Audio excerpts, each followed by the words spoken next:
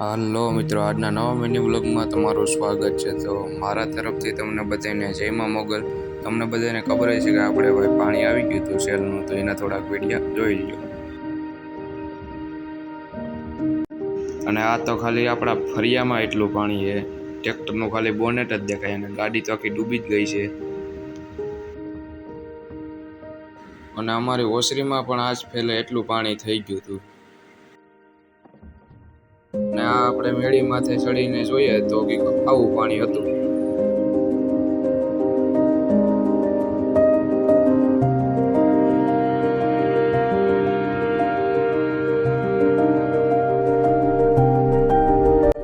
ને આ ભાગને પાછળ થોડીક જેટલી નદી છે, એ બાજુથી આપણે પાણી આવે છે।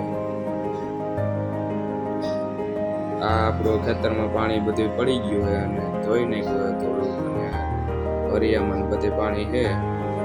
ઉનાળા પછી અમારી આ મધવંતીમાં કોઈ દી એટલું પાણી નહોતું આવ્યું, હાથ ફેરે પાણી આવ્યું। ઉનાળા પછી એટલું પાણી આવ્યું છે મધવંતીમાં, ઉનાળા જ થઈ ગયું એવું ગણ લેવાનું। આ પાણી ઉતર્યા પછીનો નજારો કંઈક આવો છે। અહીંયા લગન આપણે પાણી હતું, તમે વિડીયોમાં જોયું છે। ઢોરને તો કંઈ વાંધો નહોતો આવ્યો, આ ગેંડીને બધું ડૂબી ગયું હતું અને ઓસરીમાં પાણી હતું ગોઠણે ગોઠણે। ટ્રેક્ટરનું ખાલી બોનેટ જ દેખાતું હતું, બીજું આમ કંઈ વાંધો નથી।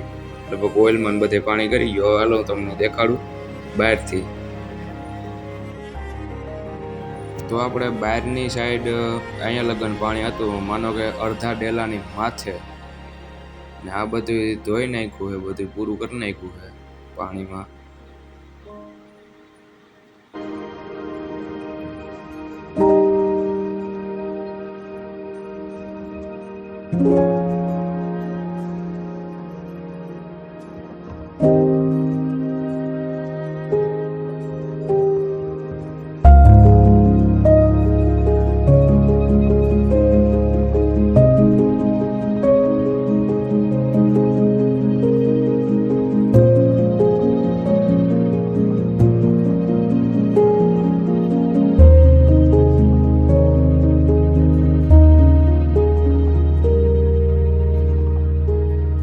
અને આ આપણા ખેતરમાં આવું થઈ ગયું છે પાણી આવ્યું એના કારણે।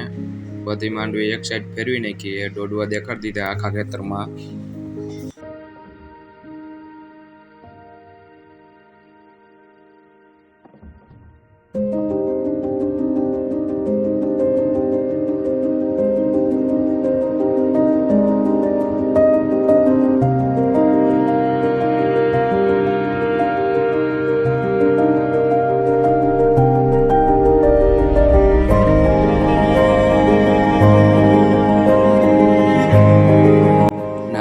માંડવીમાં ફાલ પણ બહુ સારો હતો, પણ બધી ધોઈ નાખ્યું છે।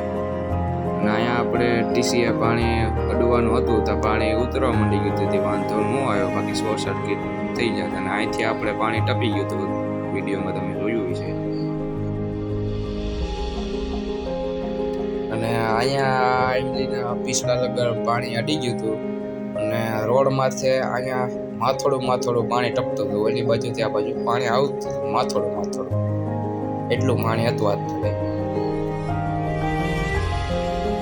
અને આ બધી સાઈડો ધોઈ નાખી છે હાવ। આ બાજુથી નદીનું પાણી આવે છે।